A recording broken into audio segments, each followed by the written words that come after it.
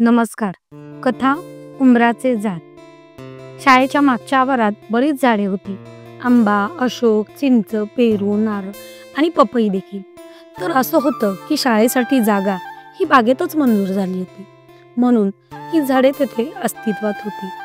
मुलांचं कल दुपारच्या सुट्टीत तिकडेच असायचा. पिकलेली फळं खिडकीतूनच त्यांना खुनवायची. शिक्षकांचेही मुलांना त्यासाठी कधीही मनाई केली नाही. जेवणाचा डबा सुद्धा झाडाच्या सावलीत खाणे हे ठरलेलं असायचं.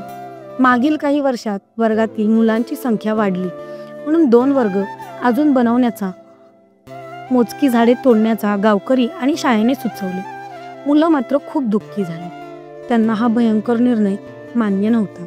अभ्यासात त्यांचे मन लागेनासे झाले. हिरमोसलेली चेहरे घेऊन ती मुले तासनतास खिडकीतून बाहेर बघत राहायची. काही मुलांनी तर हिंमत करून झाडे न तोडण्याची विनंती केली.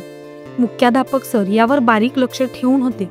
मुलांचे मानसिकतेचा विचार ते सहज करू शकत होते, कारण ती झाडं फक्त झाडं नसून मुलांच्या लहानपणीची सवंगडी होती. मुलांनी शाळेत येणे बंद केले, तेही ठरवून. त्यांचे पालक पण काही प्रमाणात त्यांच्या बाजूने होते. शाळेतील अभ्यासाचा ताण आजूबाजूच्या निसर्गाच्या सानिध्यात कमी होते हे त्यांना पटलं होतं. 1 महिना हे चित्र असंच होतं. एक मीटिंग करण्यात आली. त्यात पालक, प्रतिष्ठित मंडळी आणि शाळेचा स्टाफ सगळे मिळून काही वेगळा मार्ग आहे का यावर विचार करू लागले. सगळ्यांनी आपापल्या योजना सादर केल्या. शेवटी काहीच पसंत न पडल्याने मुख्याध्यापक उठून उभे राहिले. खिडकीत जाऊन पाहू लागले. त्यांच्या निदर्शनात सगळ्यात दुर्लक्षित असे ते उंबराचे झाड आले.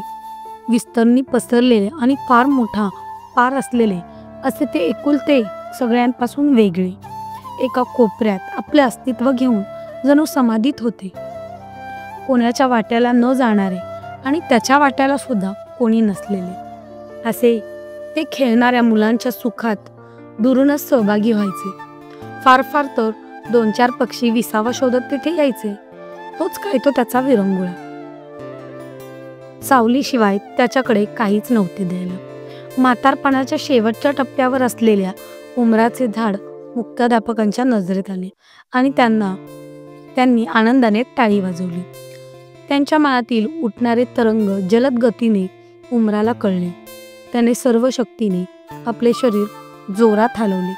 वाऱ्यासोबत त्याने आपल्या जीर्ण झालेल्या फांद्या जमिनीच्या दिशेने वाकवल्या. शेवटचे श्वास मोजत तो गतकाळाच्या आठवणीत गेला आणि म्हणाला, जरी जन्म माझा आगळा तरी मी त्यातलाच एक.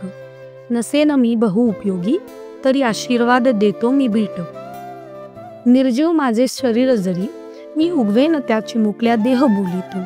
मिटून जातील पाकळ्या पण सुगंध कायम येईल माझ्या अस्तित्वातून. धन्यवाद.